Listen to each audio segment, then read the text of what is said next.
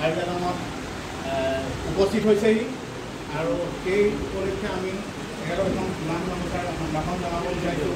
এই সম্ভাষণ আমাৰ এডিশ্যনেল এছ পি ক্ৰাইম মহোদয়ে তেখেতক এতিয়া এখন কিমান অনুসাৰে সম্ভাষণ জনাব।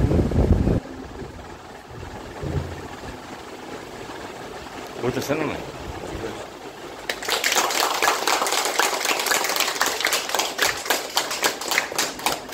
আচ্ছা, আপোনাৰ চিনাকিটো হৈ গ'ল ন? তেখেত সঞ্জু দত্ত।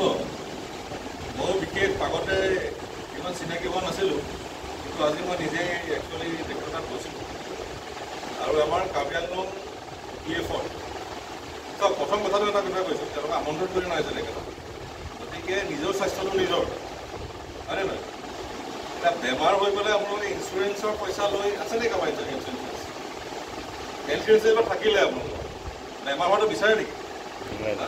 এতিয়া মোৰ বেমাৰ হৈ যাওক, মোৰ 20 লাখ টকা ইঞ্চুৰেঞ্চ আছে, কষ্টটো কোনে খাব? হস্পিটেলত গৈ আপোনাৰ হস্পিটেল গৈছে, গৈ পেলাই বেমাৰীবিলাক যেতিয়া দেখা পায়, তাত লাগে নে নালাগে যে ইয়াত এইটো এই ব্যৱস্থাত আমাক কেতিয়াও নকৰিলে হৈ যায়? লাগে নে নাই? কেঞ্চাৰ, ডায়েবেটিছ আৰু বিভিন্ন ধৰণৰ বেমাৰ, গতিকে প্ৰিকশ্যনটো মেইন বস্তু, প্ৰতিষেধকটো মানে প্ৰতিৰোধ কৰিব পৰা মেইন বস্তু। গতিকে এইখিনি যিখিনি বস্তু শিকাইছে, স্বাস্থ্যটো মেইন, তাৰপিছত আপোনাৰ ছাৰ্ভিচ। আমাৰ বহুত মই আৰক্ষী মানুহ দেখা পাইছোঁ, লাষ্টৰ ছাৰ্ভিচ লাইফলৈ নিজৰ কাৰণে হয়, নিজৰ কথা বিভিন্ন ধৰণৰ খাদ্য ক্ষেত্ৰতে হওক, সময়ত খানা নাখায় আৰু বেয়া বস্তু খায়, তাৰপিছত কি হৈছে স্বাস্থ্যটো খতম হৈ যায়।